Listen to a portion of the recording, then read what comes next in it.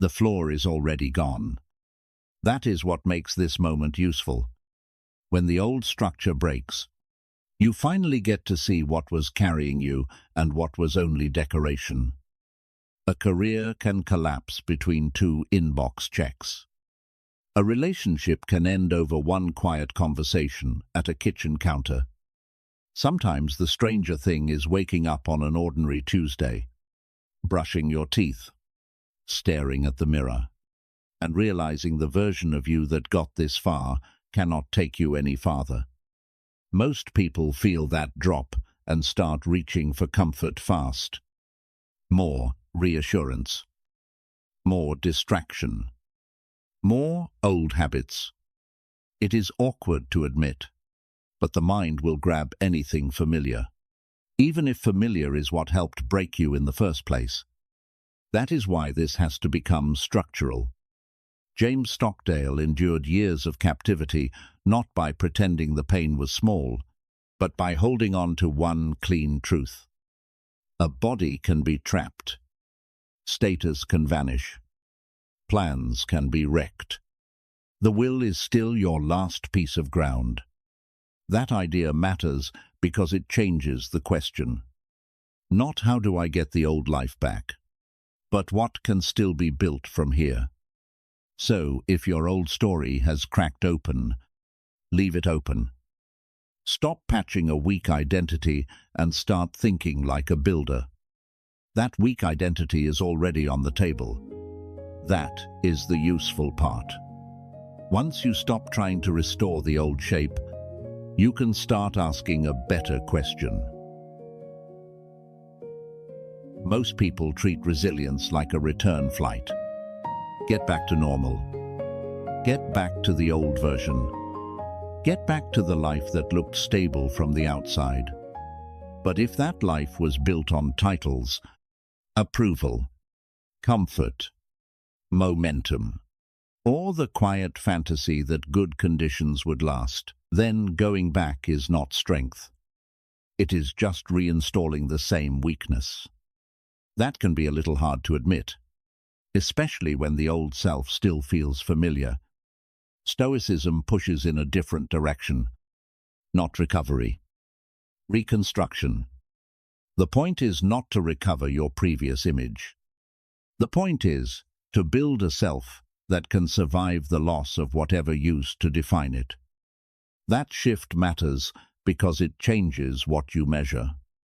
You stop asking how to feel better fast, and start asking what kind of inner structure can actually hold. Think of it as cognitive infrastructure, a private framework that does not collapse the minute income drops. Plans fail, people leave, or reputation starts shaking. First, the false identity goes. Then, control gets separated from chaos. Then, reality gets faced cleanly. Then, language gets stripped of drama. Then, comfort stops being your master. And that first cut matters, because before anything else, the false self has to burn. Principle number 1. Ruthless destruction. Burn the old self, or it will keep trying to run the new life. That is the friction here. People say they want reconstruction, but a part of them is still negotiating for the return of the same damaged identity. Picture the scene clearly. You are sitting in the car after the call, hands still on the wheel, staring through the windshield but not seeing anything. I had everything lined up. This ruined me. Then the deeper sentence shows up. If that role is gone, who am I now? That is the real wound. And it matters because the event is no longer just external. It has moved into identity. You can see this everywhere once you know the pattern. A man loses a company and keeps introducing himself internally as a failed founder long after the paperwork is over. A woman goes through divorce and still thinks of herself as abandoned while making coffee alone in a perfectly quiet kitchen. The event happened once. The identity keeps replaying it. That repetition is awkward to catch because it sounds honest, but it is still self-hypnosis. This is why the first move has to be ruthless. You cannot build an invincible self on top of a costume built for a life that no longer exists. The Stoic move is not to deny the loss. It is to refuse to worship it. The past is information, not a life sentence. The role ended. Your capacity did not. Try one sentence and say it cleanly. That chapter failed. Not my capacity to build again. Then make it concrete. Tonight, write down 3 labels you still carry from the collapse. Cross them out. Replace them with present tense words that point forward. Builder, learner, trainee, citizen, craftsman. Count how often old damaged language shows up this week. You are not just noticing words. You are catching identity in the act. Once the false self burns, the ground opens up. But open ground is risky until you know what is yours to govern and what never was. Principle. Number 2. The dichotomy of control. What is yours to govern becomes everything here. What never was yours has probably been taxing your nervous system for weeks without permission. You know the feeling. You open the inbox and there is no reply. You send the application and get silence back. You make the call and hear no. Then the inner chatter starts fast. What if this fails? What if people think I am done? What if I do everything right and still lose? That second collapse is where many people actually break. And it matters because the pain is no longer coming from the event alone. It is coming from trying to control territory that was never yours. The Stoic move is simple, but not easy. Split life into 2 containers. In one, put judgment, effort, preparation, restraint, speech, standards, response. In the other, put reputation, timing, market conditions, other people's opinions, final outcomes, public reward. Anxiety grows when those containers get mixed. The mind starts grading itself on public results instead of private conduct. And that is a bad bargain. At work, this looks like obsessing over whether a boss or client recognizes your comeback while your actual craft gets sloppy. At home, it looks like needing someone to finally understand your pain before you can speak with dignity. That dependence feels reasonable in the moment. It is also how peace gets handed over to strangers. The stronger move is more precise. Stop asking outcome to stabilize you. Let conduct do that job. A useful line is this: I do not grade my day by outcome. I grade it by conduct. Then prove it on paper. Make 2 columns each morning. Mine and not mine. Put the day's biggest stressor in the right place before you act. At night, score 1 question from 1 to 5. Did I spend more energy on effort than result? That shift steadies you. But a longer crisis asks for something even harder. You need a way to face brutal facts without giving up the end game. Principle. Number 3. The Stockdale Paradox. The end game still matters here. So does the terrain. Lose either one, and the mind starts drifting into fantasy on one side or surrender on the other. You can hear the drift in the timeline people quietly build for themselves. Month 1. I will be back on my feet by next Friday. Month 3. This is taking longer than I thought. Month 6. Why is nothing changing? Month 9. Maybe I am not coming back. That slide is painfully human. It is also what happens when hope is tied to a deadline instead of a deeper standard. This is why the Stockdale Paradox has so much force. Hold steady faith that you will prevail in the end, while facing the harshest facts of the present without flinching. Most people pick one half and call it wisdom. They become cheerful fantasists who never prepare for a long winter, or grim realists who turn hard facts into permanent identity. Both positions feel intelligent for a while. Both break under pressure. The stronger position is less comfortable and far more durable. I will get through this. I also accept that this may take longer, hurt more, and require more discipline than I wanted. That pairing is what gives the principle teeth. In a job loss, it means saying the savings are thin, confidence is shaky, and the rebuild may take a year. It also means refusing to say that your life is over. In grief, it means admitting the pain may stay for a long time, while still choosing to become someone worthy inside it. A useful line is simple. I will prevail, but I will not lie about the terrain. Then make it visible. Take one page. At the top, write the brutal fact you must face today. At the bottom, write the final outcome you still choose to believe in. If the top is missing, you are in denial. If the bottom is missing, you are quietly surrendering. Once reality is faced cleanly, the next danger is the language wrapped around it, because words can either steady the mind or set it on fire. Principle number 4, objective representation. The terrain is hard enough on its own.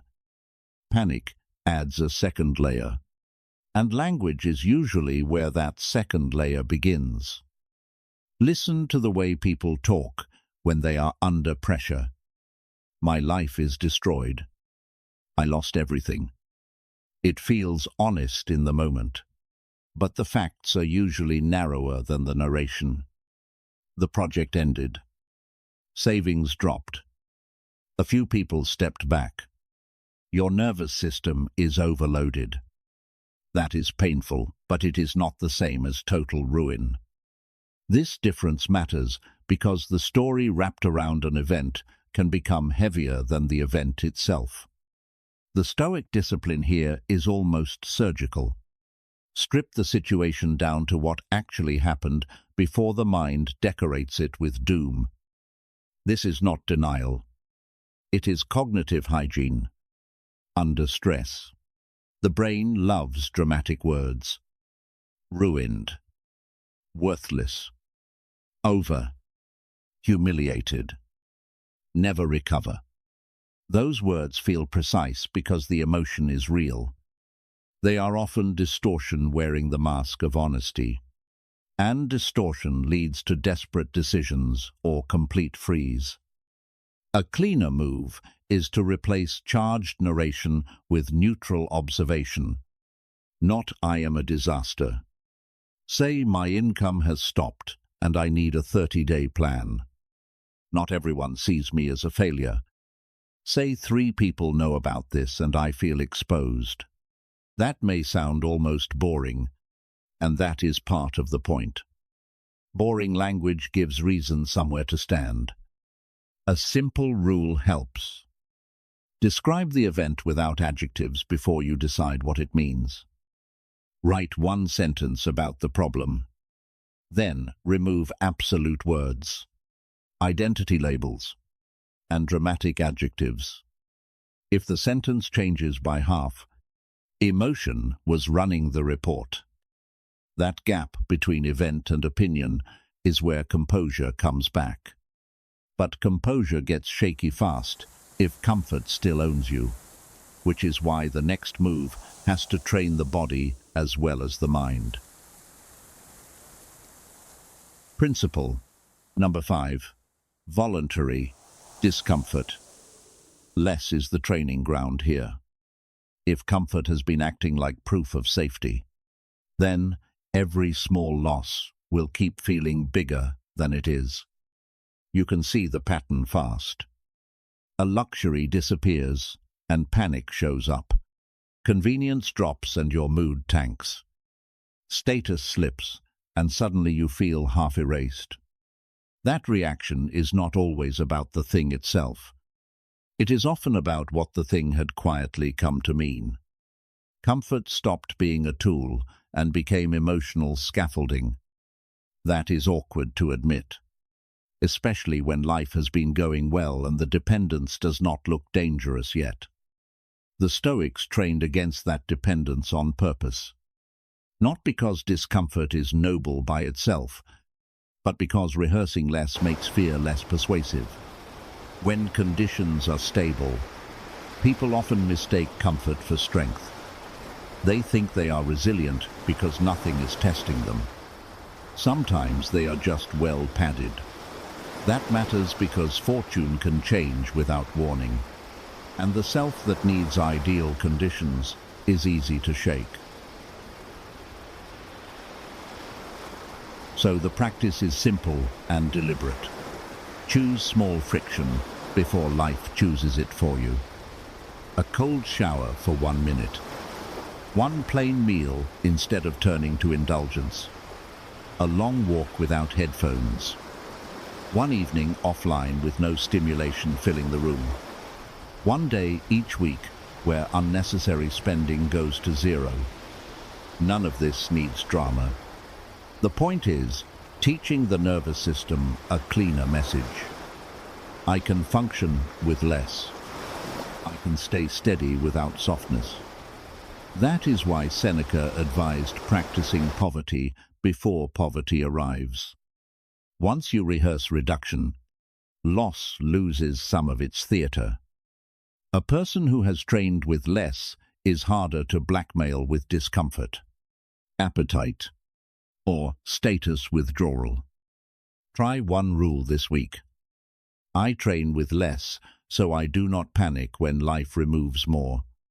Then track 5 days and mark whether you chose one hardship and kept your composure inside it. Once the body stops worshipping comfort, one last mistake needs to be cleared out. Because many people confuse Stoic strength with becoming cold. Becoming cold is not the goal here. That confusion shows up a lot, and it quietly keeps people from building real strength. Some hear Stoicism and picture someone emotionally shut down, hyper-independent, impossible to reach. That is not wisdom. That is armor. Armor can look strong for a while, but it usually hides fear with better posture. The stronger move is harder and more human. The invincible self still feels everything. Grief still hurts. Love still matters. Disappointment still lands. The difference is that identity no longer gets handed over to externals. You do not stop caring. You stop becoming captive to what you care about. That is why numbness is not strength. Numbness avoids pain. Strength digests it. Isolation avoids disappointment. Strength chooses carefully. Control freak behavior tries to kill uncertainty. Strength learns to act well inside it. And that matters. Because before this closes, there is one grounded way to make these ideas visible in daily life. A grounded way to see this is in the awkward moment when your old self stops working and you keep trying to perform it anyway. Work looks familiar on the outside, but internally something has already collapsed, and that gap is hard to admit. What seems to help is a smaller standard. Not how do I recover the old image. Not how do I get everyone to see me the same way again. The cleaner question is, what kind of person do I need to become from here? The pain often gets lighter right there, when conduct starts mattering more than outcome. That cleaner question can turn into a simple reset. Give the week a job. Treat it like a rebuild, not a mood. On day 1, write down the old identity. You are retiring. Day 2, take the biggest stressor on your plate and run it through the control ledger. Day 3, write 1 page with the brutal fact at the top and the chosen end state at the bottom. Day 4, rewrite 1 crisis story in neutral language. Day 5, choose 1 voluntary discomfort. Day 6, repeat the pillar that gave you the most resistance, because resistance is usually where the work is. On day 7, review the week and ask what external loss still controls your emotions. Which pillar gave you the most stability, and where you are still bargaining with the old self. Then score each day from 1 to 5 on clarity, composure, discipline, and dependence on externals. The only real question is whether reason gained ground. Reason gained ground, and that is the point. Strength is not handed to you by luck, talent, or better weather. It is built under pressure, 1 judgment at a time. Marcus Aurelius had it right. The obstacle becomes the way. So do not wait to feel restored before you begin. Begin the reconstruction, and let the structure teach the feeling. If the old self is gone, that may be the opening. Build the one that can outlast the fire.